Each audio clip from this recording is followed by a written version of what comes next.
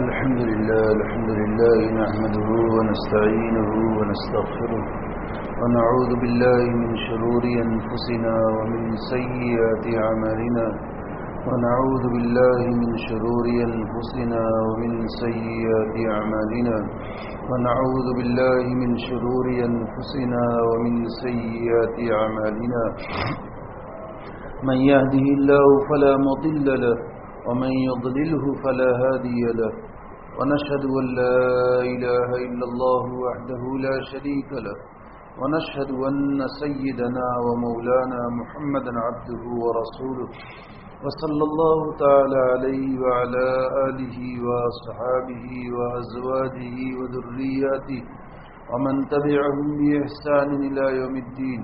أما بعد فأعوذ بالله من الشيطان الرجيم. بسم الله الرحمن الرحيم.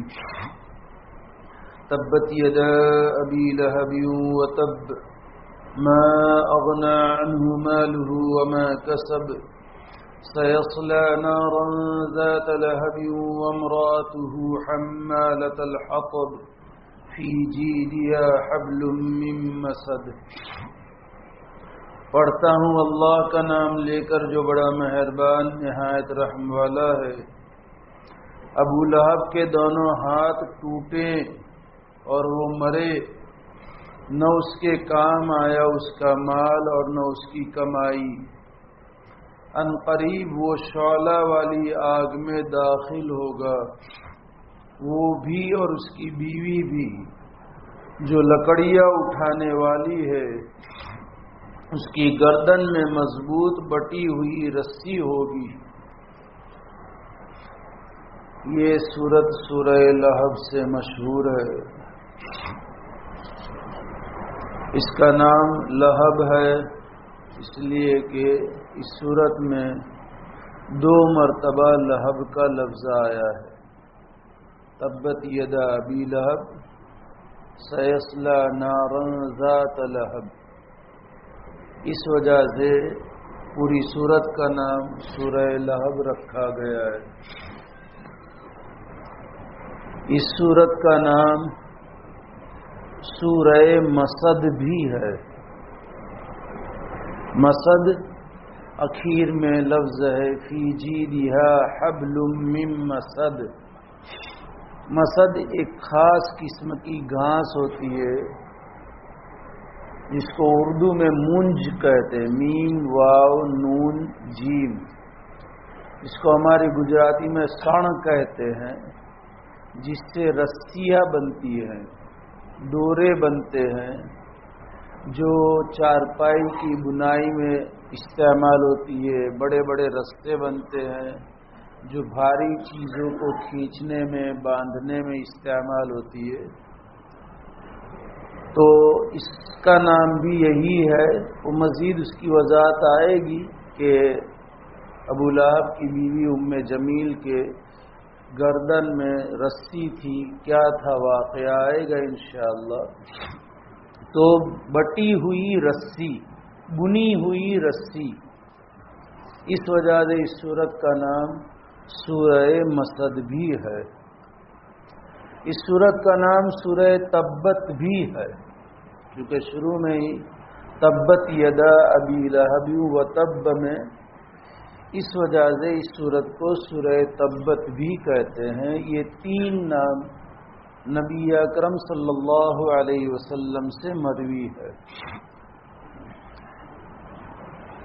اس سورت سے پہلے ہم نے سورہ اخلاص پڑھی،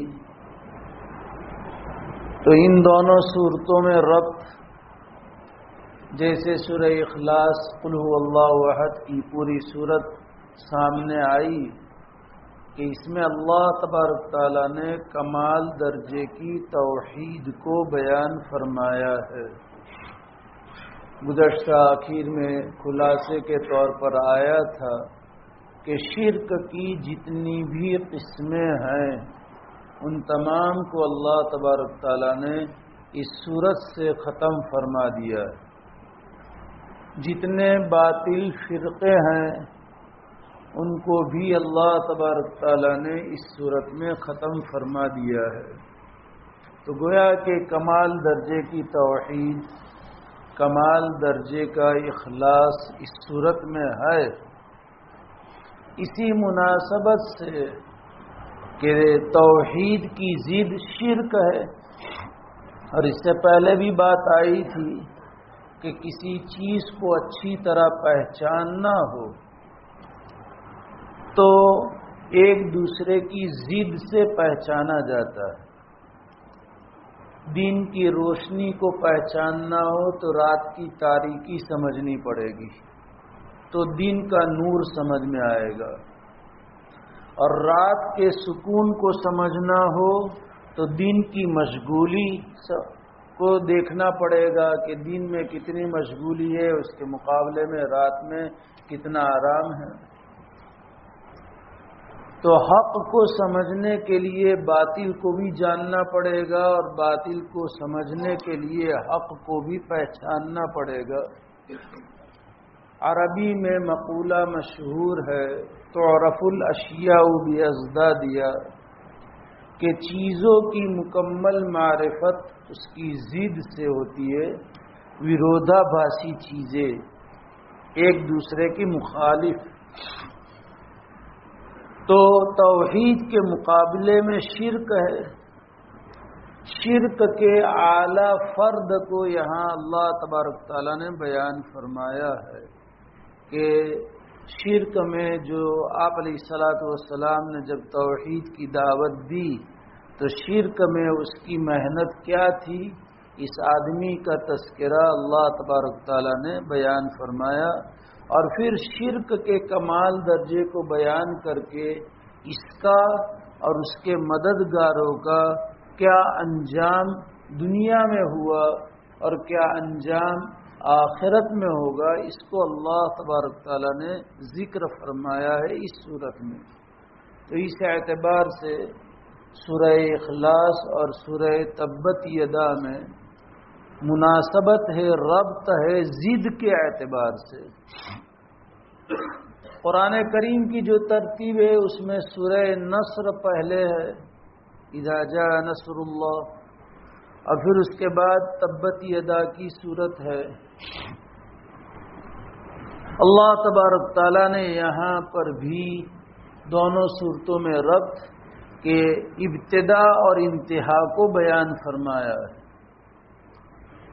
سورہ نصر میں انتہا کو بیان فرمایا ہے کہ قسم پرسی میں جن لوگوں کو مجبور ہو کر کے اپنا وطن عزیز چھوڑنا پڑا، مکہ معظمہ جیسا بزرگ مقام چھوڑنا پڑا جہاں ایک نیک کام کا ثواب 1,00,000 ہے، اور بیت اللہ کی عظمت ان کے دلوں میں ایسی بسی ہوئی تھی کہ کسی کے نکالے جانے سے نہ نکلے، لیکن ابتدائی حالات ایسے تھے کہ اس کو بھی چھوڑنا پڑا۔ لیکن اللہ تبارک تعالیٰ نے ان ابتدائی قسم پرسی کے حالات کو صبر سے لیا، ہمت سے لیا، اور کام میں لگے رہے، تو اسی کو اللہ تبارک تعالیٰ نے چند سالوں میں ایسی عظیم الشان فتح کے طور پر عطا فرمایا کہ جس کو فتح مبین قرآن میں اللہ تبارک تعالیٰ نے فرمایا، تو اس کا تذکرہ ہے اذا جاء نصر اللہ والفتح میں۔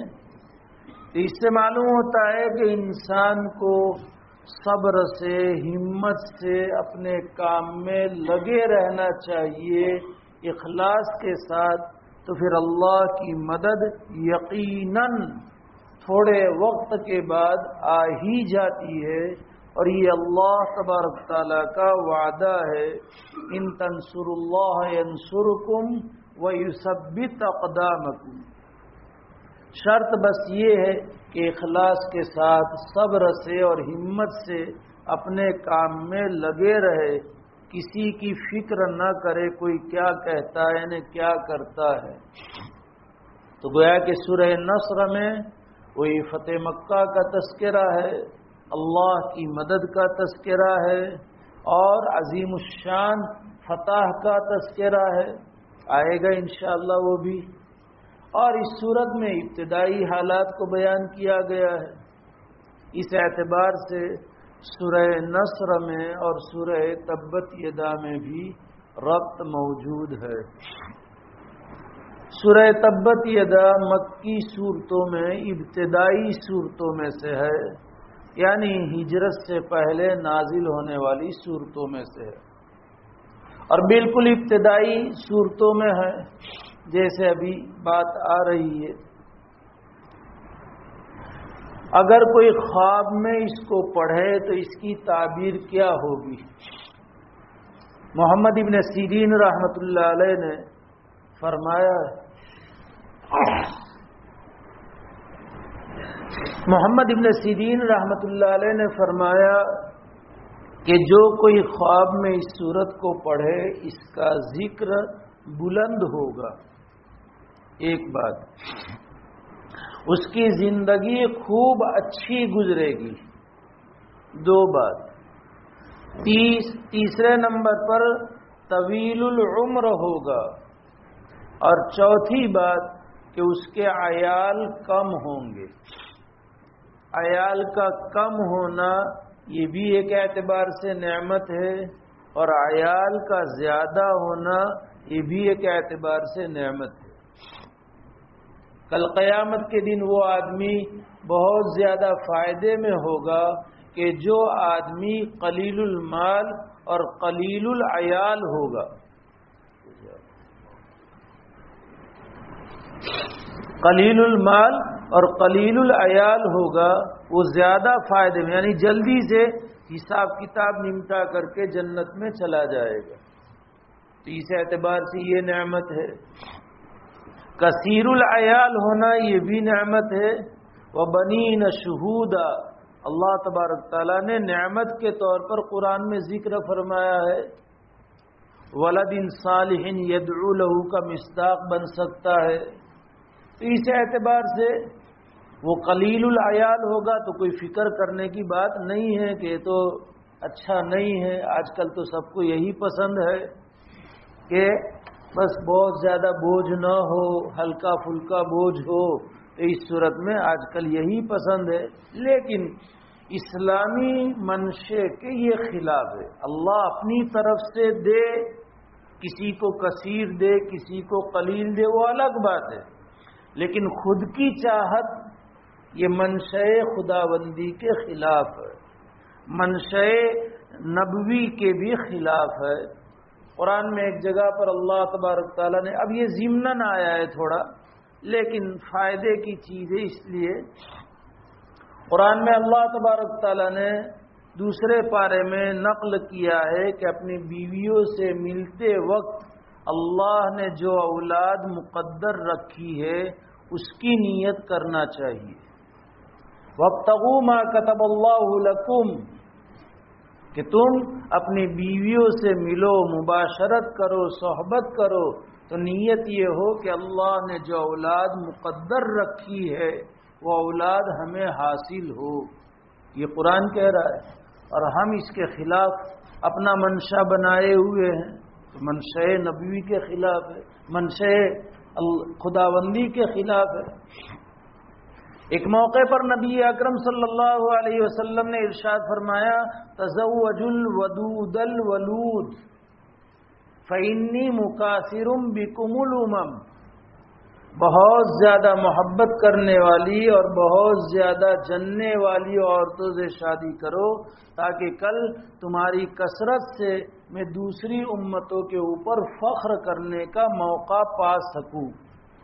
ظاہر بات ہے یہ بھی منشأ نبوی ہے کہ اس امت کی کثرت ہو، اور ہم اس منشأ کے خلاف اپنا ذہن بنائے ہوئے ہیں. خیر، یہ تو اس کی تعبیر تھی. اس سورت کے شان نزول کے بارے میں جانے سے پہلے ایک بات تمہید کے طور پر عرض کروں. اللہ تبارک تعالیٰ نے دنیا پیدا فرمائی، اور دنیا پیدا فرمانے کا مقصد ہر دور سے، شروع سے لے کر کے آخر تک کہ حق واضح ہو جائے، نور واضح ہو جائے. اور جیسے ابھی بات آئی کہ ہر چیز کو مکمل اچھے طور پر جاننے کے لیے اس کی ضد کو بھی جاننا پڑتا ہے. اللہ نے نور پیدا فرمایا تو ظلمت اور اندھیرا بھی پیدا فرمایا. اللہ تبارک تعالیٰ نے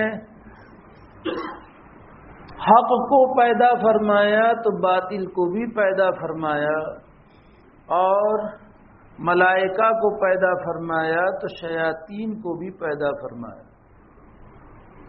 تاکہ دونوں متضاد چیزوں سے اللہ کی جو نعمت ہے حقیقت میں اس کو پہچانا جا سکے. اس کا سیدھا مطلب یہ ہے کہ ہر دور میں اسلام بھی رہے گا اور اسلام کے خلاف دوسری چیزیں بھی رہے گی جو اسلام کے سراسر مخالف. صرف قرب قیامت میں ایک وقت آئے گا کہ پوری دنیا اسلام سے بھر جائے گی. یہ سیدنا حضرت عیسیٰ علی نبینا علیہ الصلوۃ والسلام اور حضرت امام مہدی رضی اللہ تعالی عنہ کے زمانے کا یہ حال ہوگا. پھر اس کے بعد کفر آئے گا اور پوری دنیا کفر سے بھر جائے گی اور پھر قیامت آئے گی.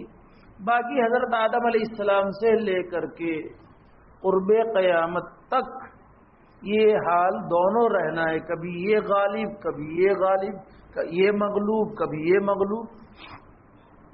اور اس میں اللہ تعالیٰ کا منشا یہ ہے کہ انسان کے سامنے دونوں چیزیں آئے، فَأَلْهَمَهَا فُجُورَهَا وَتَقْوَاهَا. فجور بھی انسان کے سامنے آئے، تقوی بھی اس کے سامنے آئے، اسلام بھی سامنے آئے، غیر اسلام بھی سامنے آئے. فَهَدَيْنَاهُ النَّجْدَيْنِ. ہم نے انسان کو دونوں راہیں سجھائی ہے. راہ حق کیا ہے، راہ غلط کیا ہے، باطل کیا ہے، تاکہ انسان اپنے اختیار سے کسی ایک چیز کو اختیار کرے کہ بھئی اس نے غور کیا، اس نے فکر کیا، اس نے تلاش کیا، جستجو کی، محنت کی، اور محنت کے بعد اسے یہ اچھا لگا، اسلام اچھا لگا. اب اسلام اپنے اختیار سے اختیار کرتا ہے تو اسے ثواب دیا جائے. اس نے اللہ کی دی ہوئی صلاحیتوں کو، عقل کو، سوچ کو غلط استعمال کیا اور وہ صحیح نتیجے پر نہ پہنچا تو گویا کہ اس نے دی ہوئی صلاحیتوں کی ناشکری کی، اور ناشکری کے نتیجے میں اپنے اختیار سے غلط پر گیا تاکہ اس کو عذاب دیا جا سکے. ورنہ اگر اللہ تعالیٰ چاہتے تو سارے کو ایمان والے نہیں بنا سکتے تھے. وَلَوْ شَاءَ رَبُّكَ لَآمَنَ مَنْ فِي الْأَرْضِ كُلُّهُمْ جَمِيعًا. اگر اللہ تعالیٰ چاہتے تو سب کو روئے زمین پر جتنے بھی ہیں سب کو ایمان کی دولت سے نواز دیتا.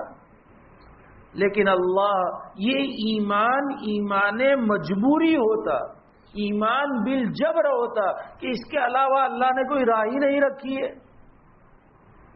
اسی لیے قرآن میں اللہ تعالیٰ نے فرمایا وَكَذَلِكَ جَعَلْنَا لِكُلِّ نَبِيٍّ عَدُوًّا شَيَاطِينَ الْإِنسِ وَالْجِنِّ يُوحِي بَعْضُهُمْ إِلَى بَعْضٍ زُخْرُفَ الْقَوْلِ غُرُورًا. ہر نبی کے لیے اللہ نے دشمن بنائے، جنات میں سے بھی دشمن، انسان میں سے بھی دشمن. ظاہر سی بات ہے کہ کیوں اللہ نے، کیا اللہ تعالیٰ کو اپنے لاڈ، یہ تو مقدس ترین ہستیاں ہے. ہم اہل السنہ والجماعت کا متفقہ عقیدہ ہے کہ انبیاء علیہم الصلاۃ والتسلیم تمام قسم کے گناہوں سے پاک ہے، نبوت سے پہلے بھی اور نبوت کے بعد بھی. یہ عقیدہ رکھنا ضروری ہے، فرض ہے. انبیاء کی شان میں اگر ہمارے دل میں کہ جیسے روایت ابھی بھی آئی تھی کہ فلاں نبی سے، حضرت آدم سے یہ گناہ ہوا، حضرت ابراہیم علیہ السلام سے، حضرت نوح سے، وغیرہ وغیرہ، اس کی محدثین نے مفسرین نے وجوہات بتائی ہے اور بالکل پاک اور صاف بتایا ہے، اس میں بھی اللہ کی حکمت ہے، لیکن ہم کو بس عوامی سطح پر سب کو کہ تمام انبیاء علیہم الصلاۃ والتسلیم گناہوں سے کلی طور پر پاک، تو ایسی مقدس ترین ہستیوں کے دشمن اللہ بنائے۔ حقیقت یہ ہے کہ ان کی نیکی بھی سامنے آئے اور دشمنوں کی برائی بھی سامنے آئے۔ انسان دیکھے بھئی یہ اتنا نیک آدمی ہے اور پھر بھی یہ دشمنی پر تلا ہوا ہے، تو اب انسان اپنے اختیار سے ساتھ دے نیک آدمی کا اور اپنے اختیار سے اس برے آدمی کے ساتھ دشمنی رکھے، جس کو دشمن بنانے کا حکم ہے تو اسے ثواب ملے گا۔ یہ تمہید کے بعد اب آئیے اس سورت کے شان نزول پر۔ چونکہ جب نبی اکرم صلی اللہ علیہ وسلم کو رسالت ملی، وحی آئی اقرا کے ذریعے، اور آپ صلی اللہ علیہ وسلم کا خاندان عرب میں مشہور خاندان تھا بنو ہاشم۔ اب بنو ہاشم میں سے ہے، یہ بھی جاننا ضروری ہے، آپ کا نسب نامہ بھی جاننا ضروری ہے کہ آپ کا نسب نامہ کہاں تک پہنچتا ہے صحیح، اور یاد ہو تو بہت نور علی نور، یاد رکھنا چاہیے۔ خیر، تو بنو ہاشم کا قبیلہ عرب میں مشہور قبیلہ تھا، سیادت کے، سرداری کے اعتبار سے، شرافت کے اعتبار سے، عظمت کے اعتبار سے بہت ساری بیت اللہ کی خدمتیں اس خاندان کے ساتھ متعلق تھی۔ نبی اکرم صلی اللہ علیہ وسلم نے وحی کے بعد، آپ جب تک وحی نہیں آئی تھی، تمام مکہ والوں کے درمیان آپ کی ذات گرامی مسلم تھی اور آپ پر سب متفق تھے، کوئی ایک بھی آپ کا مخالف نہ تھا نبوت سے پہلے۔ اسی لیے تو جب حجر اسود کے رکھنے کی باری آئی اور یہ رائے طے ہوئی کہ کل صبح جو بیت اللہ میں سب سے پہلے آئے وہ جو فیصلہ کرے وہ ہمیں منظور ہے، اور اللہ نے اپنے فضل سے نبی اکرم صلی اللہ علیہ وسلم ہی کو داخل فرمایا، سارے لوگ متفق ہو گئے، اور آپ نے جو فیصلہ فرمایا خوشی سے مچل گئے تھے۔ آپ کو داخل ہوتے ہوئے دیکھ کر سارے لوگ خوشی سے مچل گئے تھے کہ ہم ان کے فیصلے پر بالکل تیار ہیں، اور سب نے مانا بھی۔ لیکن جہاں آپ صلی اللہ علیہ وسلم پر پہلی وحی آئی اور آپ نے نبوت کا دعویٰ فرمایا، اس کے بعد کچھ حالات بدلے ہیں۔ دشمناوٹ کی شروعات وہیں سے ہو گئی تھی۔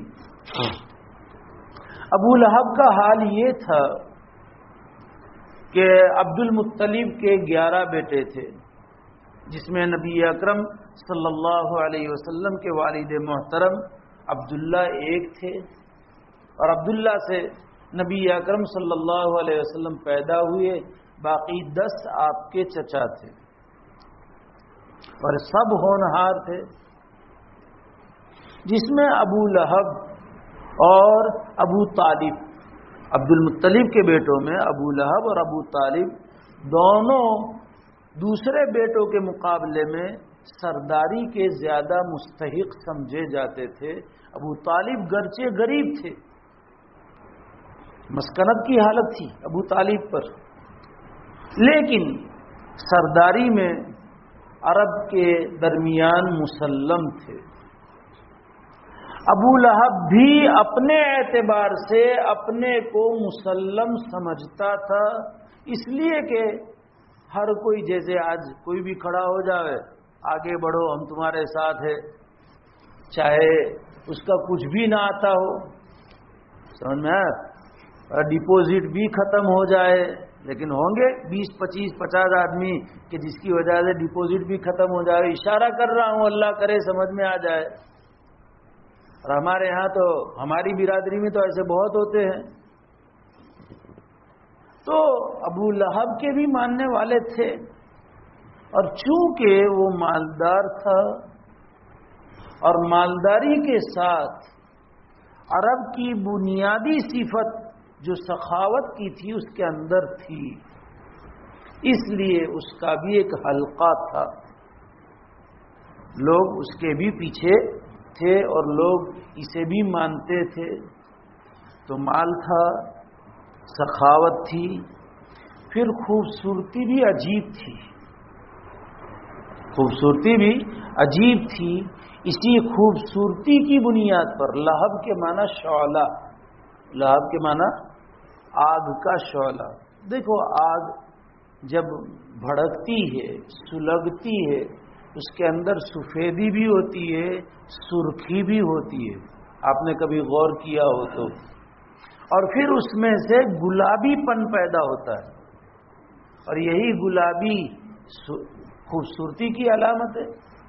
تو جب ابو لہب پیدا ہوا تھا عبد المطلب کے یہاں، بڑا ہی خوبصورت پیدا ہوا تھا، یہ گال چمکدار، اور ہم ٹماٹر جیسا کہتے ہیں لیکن میں ٹماٹر ایک دم لال ہوتے ہیں، سیب جو گلابی ہوتے ہیں، لال اور سفیدی ملی ہوئی اور گلابی کلر کے ہوتے ہیں، یہ اس کے گال ایسے تھے۔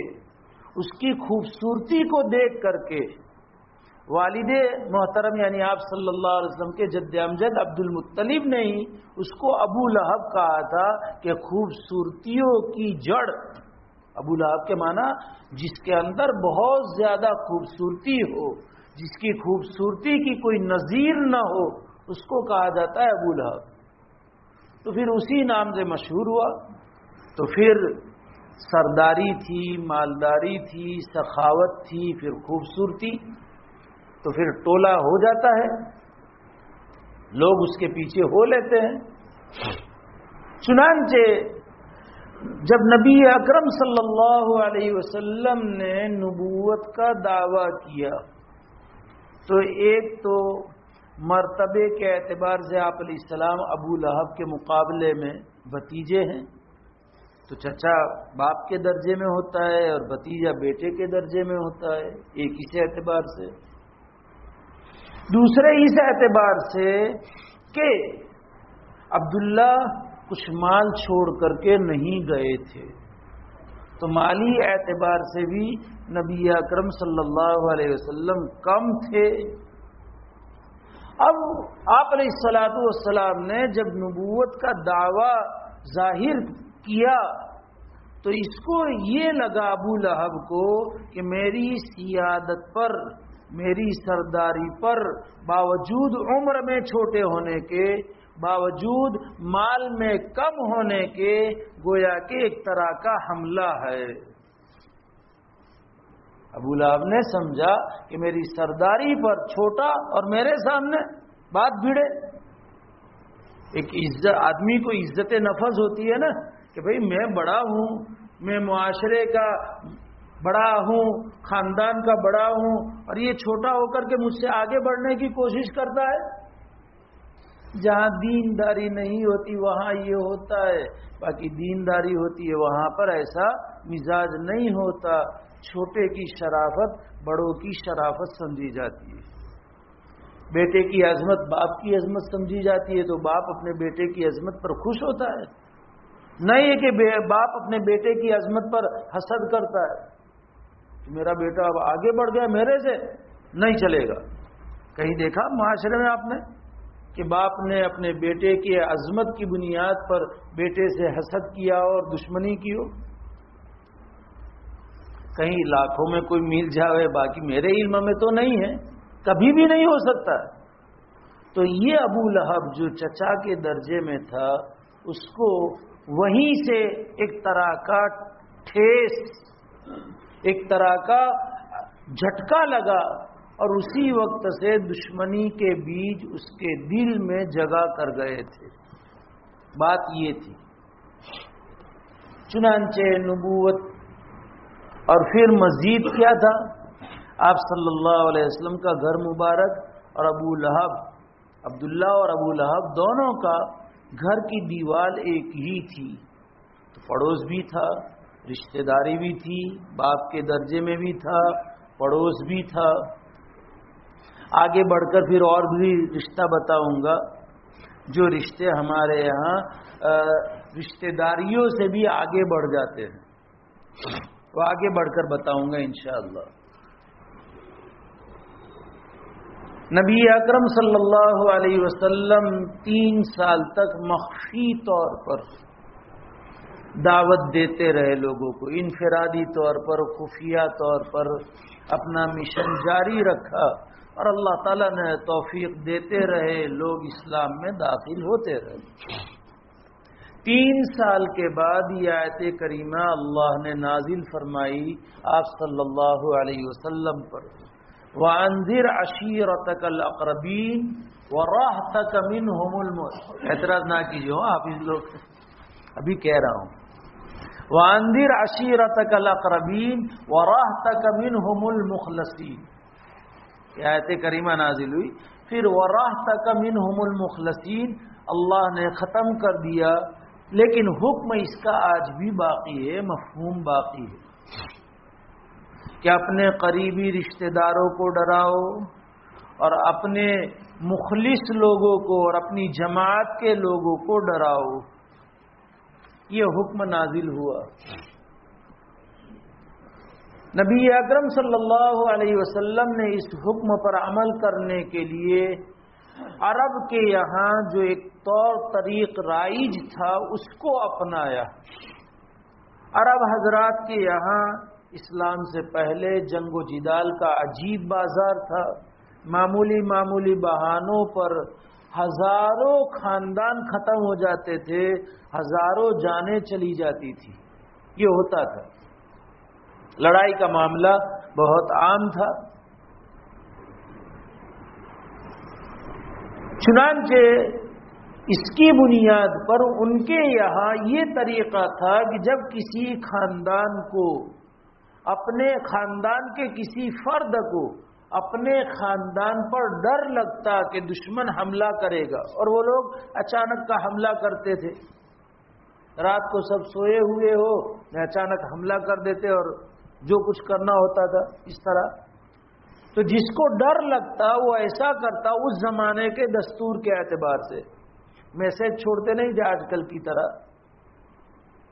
کسی اونچے ٹیلے پر، پہاڑی پر، چونکہ مکہ معظمہ پورا پہاڑی علاقہ ہوتا تھا تو اس پر چڑھ جاتے تھے اور چڑھ کر کے یا صباحا زور سے آواز لگاتے. اس آواز کو سن کر کے ہر ایک، یعنی جس خاندان کا فرد، وہ خاندان والے متوجہ ہو جاتے، آواز تو پہچانتے، اور پھر پہاڑی علاقوں میں آواز گونجتی ہے. اور اس وقت کا جو ایٹماسفیئر تھا، فضا تھی، شانتی کا ماحول. آج کل ہمارے یہاں کی طرح نہیں کہ گرمی میں اذان مائک میں دے تو بھی دور تک آواز نہ جاوے، نہ ٹھنڈی میں اذان دے تو دور دور تک اذان جاوے، اذان کی آواز جاوے.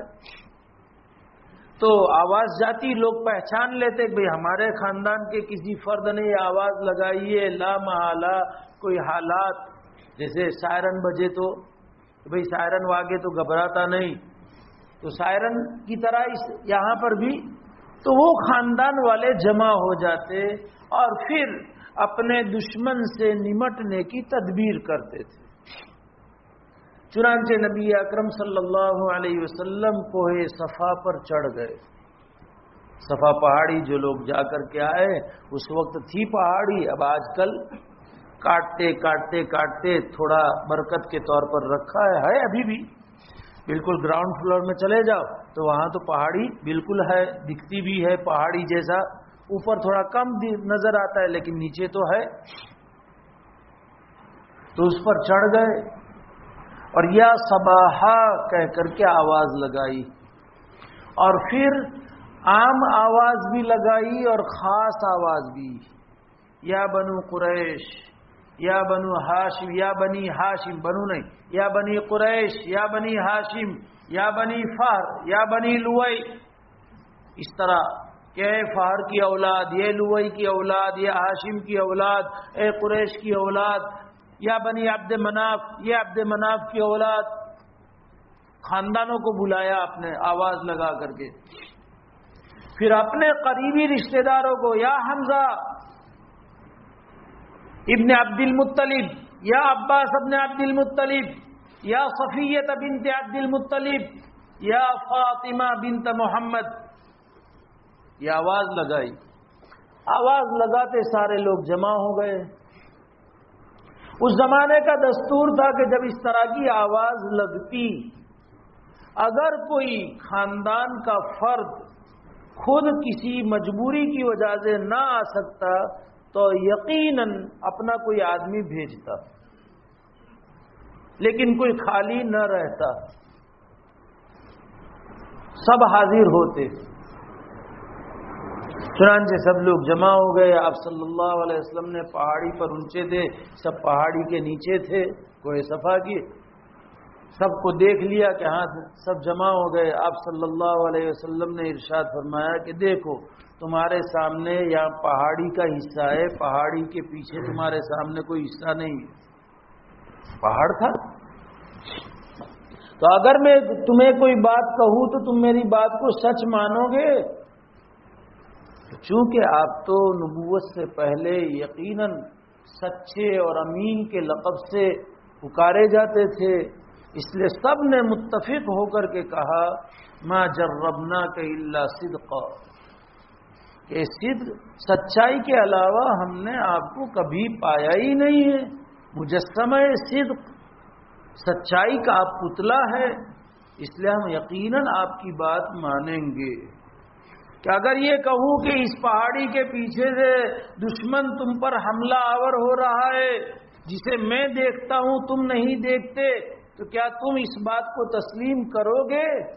کہا کہ ہاں، کیونکہ آپ کے سامنے ہے، آپ پہاڑی پر ہے اور پیچھے آپ دیکھ رہے ہیں، اور ہمارے سامنے پہاڑی کے پیچھے کیا ہے ہمیں معلوم نہیں ہے. اب نبی اکرم صلی اللہ علیہ وسلم نے اپنا اصلی مقصد رکھا، انی انا لکم نذیر مبین، میں تمہارے لیے کھلم کھلا اللہ کی طرف سے ڈرانے والا ہوں، اور مجھے تمہارے لیے اللہ کی طرف سے سخت عذاب کا اندیشہ ہے اگر تم اسی حال پر رہے، کفر پر، شرک پر، اپنے آباء و اجداد کی اندھی تقلید کرتے رہے، مانتے رہے، اور میری دعوت کو تم نے قبول نہیں کیا، تو میں تمہارے لیے سخت عذاب کو دیکھ رہا ہوں، جو تمہیں نظر نہیں آ رہا ہے میں دیکھ رہا ہوں. اس لیے تم ان سب کو چھوڑ کر کے میری دعوت کو مانو. ابو لہب تھا چچا، میں نے کہا کہ وہ بیج تو تھے، بیج عداوت کے اور دشمنی کے تو اس کے دل میں جگہ کر گئے تھے. یہ موقع ملا اور ابو لہب نے کہا تبا لک سائر الیوم الہذا جماعتنا، یا اس نے کہا الہذا دعوتنا، ہلاکت ہو تیری اے محمد، پورا پورا ہلاک ہو جائے تو، اسی لیے ہم کو یہاں بلایا تھا نے جمع کیا تھا. یہ اس نے کہا، اور پھر پتھر اٹھا کر کے نبی اکرم صلی اللہ علیہ وسلم کی طرف پھینکا مارنے کے لیے. نبی اکرم صلی اللہ علیہ وسلم کی ایڑی مبارک میں لگا، اور آپ کی ایڑی مبارک لہو سے، خون سے آلود ہو گئی، آپ کو خون بھی نکلا اسی موقع پر. اب ظاہر بات ہے کہ ابو لہب نے آپ علیہ الصلوۃ والسلام کو برا کہا، آپ کو ایذا پہنچائی، مارا. ایمان والے کا ایک خاصہ ہے اپنے نبی کے بارے میں، یہ میں یقین کے ساتھ کہوں گا کہ کیسا بھی گنہگار ہوگا لیکن نبی کی شان میں گستاخی کو برداشت نہیں کرے گا. یہ تو ایمان والے کے ایمان کا دل کا داعیہ چاہے کیسا بھی ہو، شراب میں لت پت رہنے والا ہو، لیکن اگر اس کو شراب کے لت پت ہونے کی حالت میں بھی اگر کوئی اس کے سامنے آقا صلی اللہ علیہ وسلم کی گستاخی کرے گا اور اسے سمجھ پڑ گئی تو چھوڑے گا نہیں. یہ اللہ تعالیٰ نے نبی اکرم صلی اللہ علیہ وسلم کی محبت کے جو ہمارے دلوں میں بیج رکھے، کاش کہ یہ شعلہ جوالہ بن جائے۔ اللہ ہم سب کو اس محبت کی جو چنگاری ہے، انگارہ نہیں کہہ رہا ہوں میں، چنگاری انگارے میں تبدیل ہو جائے وہ نہیں کہہ رہا ہوں، شعلہ جوالہ، روشن ستارہ، کہ ہمارے دلوں میں آپ علیہ السلام کی محبت آ جائے ایسی کہ پھر وہ محبت ہر چیز میں ظاہر ہو۔ ہر مسلمان کی یہ خواہش رہتی ہے کہ نبی کی شان میں ہم گستاخی کو برداشت نہیں کریں گے، جان جائے جائے، لیکن ہم اس کو برداشت نہیں کریں گے۔ کچھ ہم نے اپنے یہاں بھی ماضی میں دیکھ لیا آئی لو محمد کے بارے میں، خیر مجھے اس پر کوئی تبصرہ نہیں کرنا ہے، لیکن یہ ہمیشہ تاریخ اسلام پوری ابتدا سے لے کر کے ابھی تک یہ رہی ہے، اور تاریخ نے نقل کیا ہے کہ مسلمان کسی بھی حال میں اپنے نبی کی گستاخی کو برداشت نہیں کرے گا۔ اسی لیے تو انہوں نے جہاد وغیرہ ڈال کر کے نبی سے ہٹانے کی کوشش کر رہے ہیں لوگ، بڑے مکار لوگ ہیں، عنوان ایسا، لیکن اس کے باوجود بھی ورغلانے سے ورغلائے گا نہیں ایمان والا۔ اللہ تبارک و تعالی نے ہر مومن کے جذبے کو قبول کر کے آیت کریمہ نازل فرمائی کہ تو محمد صلی اللہ علیہ وسلم کی ہلاکت کو مانگ رہا ہے، لے ہم تیری ہلاکت تجھے سنا دے رہے ہیں، تبت یدا ابی لہب وتب، اور خالی تیری نہیں، تیرے جتنے مددگار ہیں اس کی بھی ہلاکت۔ چنانچہ اس کے بعد ابو لہب کا حال کیا تھا؟ اب تیزی ہو رہی ہے، ایک دیوار تھی پڑوس، ہر وقت ستانے کا اسے موقع تھا آپ علیہ السلام کو، اور ابو لہب نے اتنا ستایا ہے آپ علیہ السلام کو کہ اللہ تبارک تعالیٰ نے قرآن میں کسی بھی کافر، ابو لہب ہے، ابو جہل ہے، امیہ ابن سلط ہے، اخنس ابن شریق ہے، اسی طریقے سے امیہ ابن خلف ہے، بہت سارے ہیں، لیکن کسی کا نام قرآن میں نہیں لیا۔ آپ پورا قرآن پڑھ لیں، آپ علیہ السلام کے دشمنوں میں سے کسی کا اگر اللہ نے قرآن میں ہلاکت کے طور پر نام لیا ہے تو صرف ابو لہب کا، وہ اس بنیاد پر کہ اس نے سگے چچا ہونے کے باوجود، تم باپ کے درجے میں تھے، یہ تمہارا بھتیجا تھا، پڑوسی کے حقوق ہوتے ہیں، پڑوسی کا حق بھی تم نے ضائع کیا ہے، ہر وقت ستانے کی فکر، آپ کے گھر میں ناپاکیاں ڈالتا تھا، لوگوں کی غلاظتیں اٹھا کر کے لاتا تھا، اور آپ صلی اللہ علیہ وسلم کے گھر میں ہر وقت ڈالتا رہتا تھا۔ یہ اس کا حال تھا۔ اس کی بیوی ام جمیل، جس کا نام عروہ ہے، اور جو ابو سفیان ابن حرب جو فتح مکہ کے موقع پر ایمان لائے، ان کی بہن تھی، تو دشمنی وراثت میں لے کر کے آئی تھی، وراثت میں دشمنی لے کر کے آئی تھی، پھر شوہر کا ساتھ ملا ابو لہب کا، تو اس دشمناوٹ میں اور زیادتی ہو گئی، جس کا نتیجہ یہ تھا کہ اس ام جمیل نے بھی آپ صلی اللہ علیہ وسلم کو ستانے میں، پریشان کرنے میں کسی طرح کی کوئی کمی نہیں رکھی، جنگل جاتی تھی، باوجود یہ کہ مالدار ہے، آئے گا انشاءاللہ تبصرہ اور مزید، لیکن خود کانٹے کاٹ کر کے لاتی تھی، سر پر بھارا اٹھاتی تھی، اور رات کو نبی اکرم صلی اللہ علیہ وسلم کے دروازے سے لے کر کے دور تک کانٹے بچھا دیتی تھی، تاکہ آپ رات کو اٹھ کر کے تہجد میں بیت اللہ جا کر کے تہجد نہ پڑھ سکے، یا پڑھنے جائے تو اس وقت تکلیف ہو۔ لیکن اللہ ذو الجلال والاکرام اس کانٹوں کو ململ سے بھی زیادہ نرم کر دیتے تھے. یہ آپ کا معجزہ ہے، لکھا ہے مفسرین نے. آپ اس کانٹوں پر چلتے تھے، آپ کو ایسا لگتا تھا کہ میں ململ کے اور ریشم کے گدے پر چل رہا ہوں. یہ آپ کا معجزہ ہے. اس وحدہ لا شریک لہ کا اپنے لاڈلے کے ساتھ یہ تعلق ہے، لیکن اس نے کوئی کمی نہیں رکھی. پھر چونکہ حج کے موقع پر پورے عرب کے لوگ آتے تھے حج پڑھنے کے لیے، اور یہ لوگ حج جہاں پڑھتے تھے وہاں حج سے فارغ ہونے کے بعد، جیسے آج بھی حاجی احرام کھل گیا 10ویں کو، اب بنداس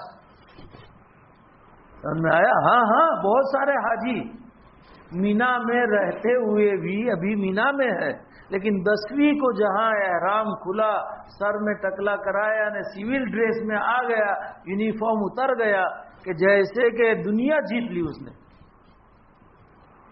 نہیں ہونا چاہیے. ابھی ایام حج باقی ہے. قرآن کہہ رہا ہے، میں نہیں کہہ رہا ہوں، کہ اللہ کے ذکر کے یہ دین ہے. فذکروا اللہ، تم اللہ کا ذکر کرو. تم قربانی کے مشعرے یعنی مزدلفہ سے جب آگے مینا میں جاؤ، اور مینا میں جا کر کے تم مینا میں جو 4 کام ہیں، 3 کام ہیں، اس کو کر لو اور حلال ہو جاؤ، تو باقی مینا میں رہ کر کے اللہ کا ذکر کرو. لیکن خیر اللہ تعالیٰ معاف فرمائے، تو یہ جاہلیت میں بھی ایسا کرتے تھے کہ جب احرام کھل گیا اب مینا میں بازار لگتے تھے، خرید و فروخت کے بازار لگتے تھے، شعر شاعری کے بازار لگتے تھے، مجلسیں لگتی تھی. دیکھتے ہیں نا آپ لوگ، اشارہ کیا ہے، رات بھر قوال نے پھر لٹاتے تھے قوال کے اوپر، اور پھر ویڈیو بھی چالو رہتا ہے. یہ سب وہاں سے آیا ہے. سمجھ میں آیا؟ اسلام میں کچھ بھی نہیں ہے. یہ سب وہاں سے ہے. اور پھر بھی اپنے آپ کو کہ ہم ہیں سچے. آگے نہیں بولتا میں. خیر اللہ صحیح سمجھ دے. یہ بھی ہمارے بھائی ہی ہیں. اللہ ان پر حق واضح فرما دے اور حق کی اتباع کرنے کی توفیق دے. باطل واضح فرما دے اور باطل سے بچنے کی اللہ توفیق دے. ہمارے لیے بھی یہ ہے، کوئی ہم اس سے بری نہیں ہیں. اللہ ہمیشہ حق واضح فرما کر حق پر موت تک رکھے. کوئی خوش فہمی میں مبتلا ہونے کی بھی ضرورت نہیں ہے. تو بازار لگتے تھے. آپ صلی اللہ علیہ وسلم دعوت دینے کے ارادے سے جاتے تھے تاکہ دعوت پہنچے، سب لوگوں کو پہنچے. عبداللہ ابن طارق رضی اللہ تعالیٰ عنہ کہتے ہیں، سوق عکاظ ایک جگہ ہے، وہاں بازار لگتا تھا چند دن. پھر وہاں سے سوق ذوالمجاز، یہ بھی ایک جگہ ہے مینا کے اطراف میں، وہاں بھی بازار لگتا تھا چند دن. پھر اس کے بعد مینا میں بازار لگتا تھا، اور وہاں مینا میں بازار پھر ختم ہو جاتے تھے. تو مینا بازار وہاں سے آیا ہے. ہاں صحیح میں ہمارے ہاں جو مینا بازار دہلی میں ہے مینا بازار، اور بڑے بڑے شہروں میں مینا بازار، تو اصل میں وہاں سے مینا بازار آیا ہے. کوئی مینا ہندو لڑکی کا نام ہو نے اس کے اوپر سے اس بازار کا نام ہو گیا، ایسا نہیں ہے. وہاں بازار لگتے تھے، اور اس طریقے سے جیسے رویواری تو مینا بازار میں بھی ساری چیزیں ملتے ہیں، تو وہاں سے یہ چیز آئی ہوئی. تو آپ صلی اللہ علیہ وسلم وہاں تشریف لے جاتے تھے، دعوت دیتے تھے. تو یہ عبداللہ ابن طارق محاربی رضی اللہ تعالیٰ عنہ کہتے ہیں کہ میں دیکھ رہا ہوں کہ ایک آدمی ہے، بڑا خوبصورت آدمی ہے، جس نے سرخ جوڑا پہنا ہوا ہے، یعنی سفید کپڑا تھا لیکن اس میں سرخ ڈاٹس اور سرخ دھاریاں تھی. اور یہ اچھا لگتا ہے، سفید میں ڈاٹس سرخ ہو تو اچھا لگتا ہے، خوبصورت لگتا ہے. جیسے لال رومال ہوتا ہے مولانا لوگوں کا، ٹھنڈی میں جال مرد والجبات، فیشن ٹھنڈی آئی فیشن کے ساتھ. تو ہوتا ہے. یعنی جال مردو والجبات کا اصل ترجمہ ٹھنڈی آئی جبے کے ساتھ، یعنی شیروانی، پھر لحاف، رضائی، یہ سب. لیکن میں اس کا ترجمہ کرتا ہوں کہ ٹھنڈی فیشن کے ساتھ آئی، کیونکہ وٹ مارنے کا ایک موقع بھی ملتا ہے نا. نئے نئے موزے، شیروانی، کوٹی، پھر قصیدہ، یہ سب، پھر کندھے پر رکھنے بھی ملتا ہے قصیدہ، ذرا اس سے اور موازین صاحب برابر نا. تو میں اس کا اس لیے ترجمہ کرتا ہوں. تو خیر، تو کہتے ہیں عبداللہ ابن طارق محاربی رضی اللہ تعالیٰ عنہ کہ ایک آدمی کہہ رہا ہے یا ایھا الناس قولوا لا الہ الا اللہ تفلحوا، اے لوگو لا الہ الا اللہ کہہ لو کامیاب ہو جاؤ گے. اور اس کے پیچھے ایک آدمی کو میں دیکھتا ہوں کہ وہ لوگوں سے کہہ رہا ہے کہ لوگو یہ جھوٹا ہے، یہ فریب کار ہے، اس کی باتوں میں مت آنا، اس کو سچ مت ماننا. اور پھر پتھر مارتا تھا یہ آدمی، جہاں بھی آپ علیہ السلام آگے جاوے یہ پیچھے سے یہ آواز لگائے اور پتھر، یہاں تک کہ آپ کے تخنے اور آپ کی پنڈلیاں مبارک خون آلود ہو گئی تھی. میں نے معلوم کیا بھئی یہ کیا معاملہ ہے. مجھے پتا چلا بعد میں، اس وقت اسلام نہیں لائے تھے، بعد میں اسلام لائے، کہ یہ دعوت دینے والے نبی اکرم صلی اللہ علیہ وسلم تھے، اور پیچھے اس طرح کرنے والا ان کا چچا ابو لہب تھا، سگا چچا تھا، ابو لہب تھا. یہ دشمنی اور آگے بڑھتی ہے. نبی اکرم صلی اللہ علیہ وسلم کی شادی ماں خدیجہ رضی اللہ تعالی عنہا سے ہوئی، اور ایک بیٹے کے علاوہ ساری اولاد آپ صلی اللہ علیہ وسلم کی ماں خدیجہ رضی اللہ تعالی عنہا سے ہیں. ابراہیم رضی اللہ تعالی عنہ یا آپ کی باندی ماریہ قبطیہ سے ہے. باقی اس کے علاوہ 4 بیٹیاں، 2 یا 3 بیٹے، یہ ماں خدیجہ رضی اللہ تعالی عنہا سے آپ علیہ السلام کے پیدا ہوئے ہیں. 4 بیٹیاں، حضرت زینب رضی اللہ تعالی عنہ، رقیہ، کلثوم اور فاطمہ رضی اللہ تعالی عنہن. زینب رضی اللہ تعالی عنہ کا نکاح زینب رضی اللہ تعالی عنہ کے خالہ زاد بھائی کے ساتھ ہوا تھا. حضرت خدیجہ رضی اللہ تعالی عنہ کی بہن کے بیٹے عاص بن وائل رضی اللہ تعالی عنہ کے ساتھ ہوا تھا. رقیہ اور کلثوم رضی اللہ تعالی عنہ کا رشتہ ہو گیا تھا ابو لہب کے 2 بیٹے عتبہ اور عتیبہ کے ساتھ. تو یہ بھی چچازاد بھائی ہوئے آپ علیہ السلام کے، عتبہ اور عتیبہ. اور حضرت فاطمہ الزہرا رضی اللہ تعالیٰ عنہ کا ہم جانتے ہی ہیں، حضرت علی رضی اللہ تعالیٰ عنہ، یہ بھی آپ علیہ السلام کے چچازاد بھائی. آپ نے اپنی 4 بیٹیوں کو خاندان میں دی. آج کل لوگ کہتے خاندان میں نہیں دینے کا، خاندان کی نہیں لانے کی. دیکھیے یہ کہ پچھی سو تھا پچھی کیا، پھر کیا ہوئے پھر آپس میں. بھائی ہماری نیت یہ ہو کہ ہم خاندان میں محبتوں سے رہیں گے، ایک دوسرے کے حقوق ادا کریں گے، ایک دوسرے کے حقوق اور خدمت، تعظیم جو شریعت نے بتایا ہے وہ کریں گے. تو پھر نہ پھر دشمنی ہوئے، نہ پھر خاندان میں قطع رحمی ہو جاوے، نہ صلہ رحمی نہ ہوئے. دیکھیے یہ ہے، میں کہتا ہوں خالہ زاد بہن، خالہ زاد یعنی حضرت زینب کا خالہ زاد بھائی. آپ علیہ السلام کا تو بھانجا ہوا کہ نہیں، آپ خالو ہوئے عاص بن وائل کے. یہ چچازاد بھائی ہے عتبہ اور عتیبہ. پھر اس کے بعد ابھی سنا رہا ہوں، رقیہ رضی اللہ تعالی عنہ کا نکاح عثمان رضی اللہ عنہ سے ہوا، اور رقیہ کے انتقال کے بعد کلثوم رضی اللہ تعالی عنہ کا نکاح حضرت عثمان سے ہوا. حضرت عثمان بھی اوپر جا کر کے آپ کے نسب میں مل جاتے ہیں. تو گویا کہ حضرت عثمان بھی خاندان ہی کے فرد ہے. یہ لوگ اس لیے مجھے سمجھانا ہے کہ لوگوں کا یہ کہ بھئی رشتہ داریاں بڑھاؤ، تو پھر نبھانا بھی تو ہے، بڑھاؤ تو پھر کہ اندر کرنے میں پھر. اور اب ڈاکٹروں نے الگ چلایا ہے، کہ تمہارا آپس میں خاندان میں ہوا نا پیدا ہونے والا بچہ، یہ تم نے خاندان میں کیا نہیں، اس لیے دماغی بیمار نے، یہ فلا کمزوری نے، یہ کھوڑ کھاپن والا نے، یہ تمہارے خاندان میں تم کرتے ہو نا، اس لیے دیکھو ہمارے یہاں تو تمہارے یہاں نہیں پیدا ہوتے، تمہارے یہاں خاندان میں نہیں ہوتے، تو کھوڑ کھاپن والے نے عقل کے کمزور تمہارے یہاں نہیں پیدا ہوتے، اس وقت تم کیا کہتے ہو؟ یہ ڈاکٹروں نے چلایا ہے، سچ کہتا ہوں میں، اللہ کے حکم پر راضی رہنے کا اور اللہ کی طرف سے جو دین ملے اس پر راضی رہنے کا۔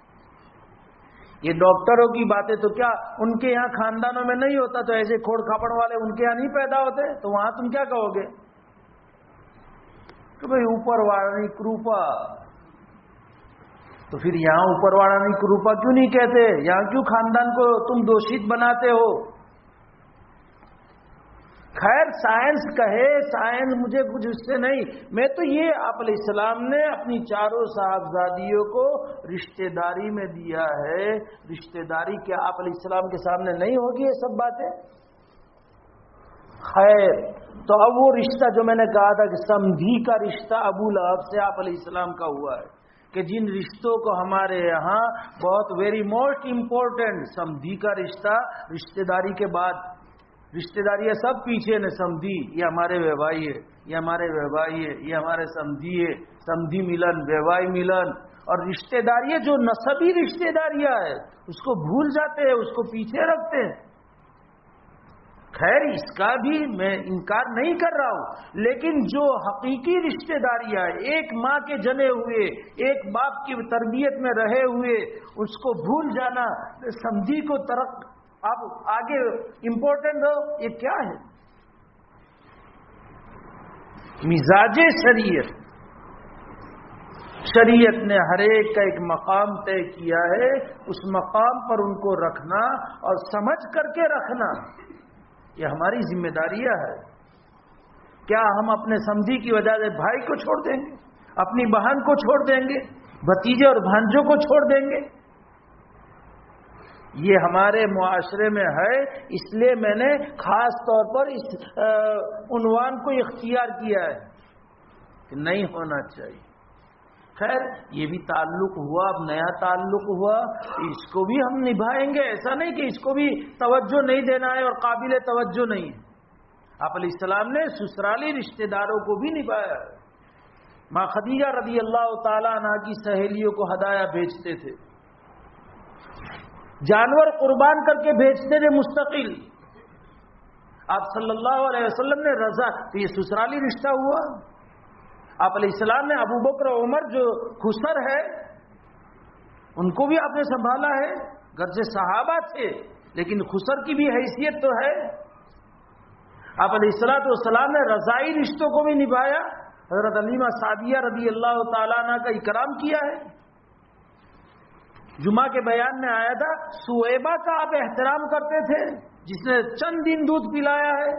آپ نے فتح مکہ کے موقع پر سویبہ اور اس کی اولاد کو یاد کیا ہے کہ بھئی سویبہ کو بلاؤ، ان کی اولاد کو بلاؤ، کہا کہ دونوں کا انتقال ہو گیا ہے، کہا ان کے رشتہ داروں کو بلاؤ تاکہ میں سلوک کروں۔ تو شریعت نے سب کا درجہ رکھا ہے، ایسا نہیں، لیکن یہ کہ یہ جو بعد کے رشتے ہیں اس کی وجہ سے جو حقیقی رشتے ہیں ان رشتوں کو مغلوب کر دیا جائے اور ان رشتوں کو غالب کیا جائے، یہ منشأ شریعت کے خلاف۔ خیر مزید انشاءاللہ آئندہ چلیں گے، ابھی بات باقی ہے وہی کہ آپ علیہ الصلوۃ والسلام کی ان دو شہزادیوں کا نکاح ابو لہب کے دو بیٹوں سے ہو رہا ہے، پھر آگے کیا ہو رہا ہے انشاءاللہ آئندہ چلیں گے۔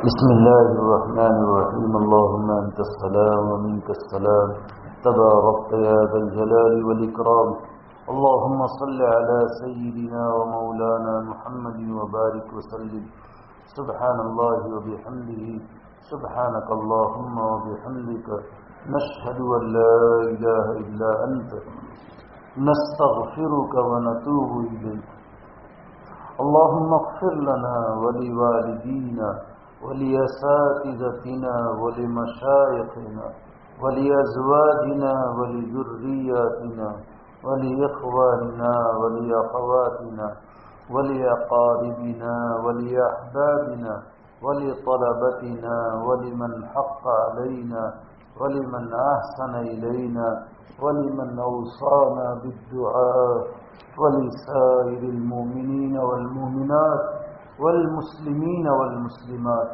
اللهم صل على سيدنا ومولانا محمد وبارك وسلم یا ارحم الراحمین یا ارحم الراحمین یا ارحم الراحمین. اپنے فضل سے، اپنے رحم سے اور کرم سے ہم سب کے سب گناہوں کو معاف فرما. اے اللہ معاف فرما. اے اللہ معافی آپ کو پسند ہے. ہم اپنے گناہوں کا آپ کے دربار، آپ کے حضور اقرار کر رہے ہیں. یقیناً ہم گنہگار ہیں، بڑے بڑے چھوٹے چھوٹے ہر قسم کے گناہ کرتے ہیں. اے اللہ، اور ہمارے گناہوں کی وجہ سے ہی حالات ہے.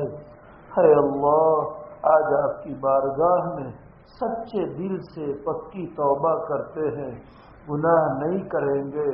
اے اللہ، ہماری اس توبہ کو قبول فرما لے. اے اللہ، گناہوں کو معاف فرما دے. اے اللہ، ہم اپنے لیے معافی چاہتے ہیں اور پوری امت کے لیے معافی چاہتے ہیں. اے اللہ، اے اللہ، اے اللہ، ہمیں بھی معاف فرما دے، پوری امت کو معاف فرما دے. اے اللہ، پوری امت کو معاف فرما دے.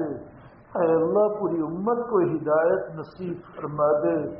اے اللہ، امت کی ہدایت کے لیے اپنے فضل سے ہمیں اور ہماری قیامت تک کی نسلوں کو قبول فرما لے. اے اللہ، اے اللہ، مظلوم امت کی مدد فرما دے. اے اللہ، جہاں جہاں بھی مسلمانوں پر ظلم ہو رہا ہے، فلسطین کے مسلمان مظلوم ہے، بے حد مظلوم ہے. اے اللہ، سودان کے مسلمان مظلومی کا شکار ہو رہے ہیں. اس ملک کا مسلمان مظلوم سے مظلوم تر ہوتا جا رہا ہے. اے اللہ، ظلم کی بھی الگ الگ کیفیتیں ہیں، آپ جاننے والے ہیں. اے اللہ، ہم پر کس طرح ہم پر مذہبی ظلم ہو رہا ہے. اے اللہ، مالی ظلم ہو رہا ہے. اے اللہ، مذہبی حقوق چھینے جا رہے ہیں، شہری حقوق سے ہمیں محروم کرنے کی کوشش جاری ہے. اے اللہ، ہمارے مذہبی ادارے اے اللہ شکوک اور شبہات کے دائرے میں لیے جا رہے ہیں. اے اللہ، اے اللہ، ہمارے بڑوں کو شکوک اور شبہات کے دائرے میں لے کر سلاخوں کے پیچھے کیا جا رہا ہے. اے اللہ، آپ سب جانتے ہیں. اے اللہ، مظلوم مسلمانوں کی مدد فرما، مظلوم مسلمانوں کی حفاظت فرما. اے اللہ، فلسطین کی آبادی کے اسباب مہیا فرما. اے اللہ، انہیں اب قیامت تک آباد رکھنا، پھلتا پھولتا رکھنا. اے اللہ، تیرے دین کے اے اللہ خاطر انہیں زندہ رکھنا. اے اللہ، بڑی اے اللہ انہوں نے قربانی دی ہے، ان کی قربانیاں قبول کر کے قیامت تک اے اللہ ان پر آزمائش نہ ڈالنا. اے اللہ، اے اللہ، پوری دنیا میں جہاں مسلمان مظلوم ہے، اے اللہ سب کی حفاظت فرما، مدد فرما، غیب سے انتظام فرما. اس ملک کے مسلمانوں کی مذہبی تشخص کو قیامت تک باقی رکھنا. اے اللہ، شاعر اسلام کو باقی رکھنا. اے اللہ، شاعر اسلام کی حفاظت فرما. مسجد تیرے گھر ہے. اے اللہ، اے اللہ، تو اپنے گھر کا مالک ہے. اے اللہ، آپ صلی اللہ علیہ وسلم کے جد امجد نے ابرہہ سے یہی کہا تھا، گھر کا مالک گھر کی حفاظت کرے گا. اے اللہ، اب تو نے حفاظت کر کے دکھائی دنیا کے سامنے.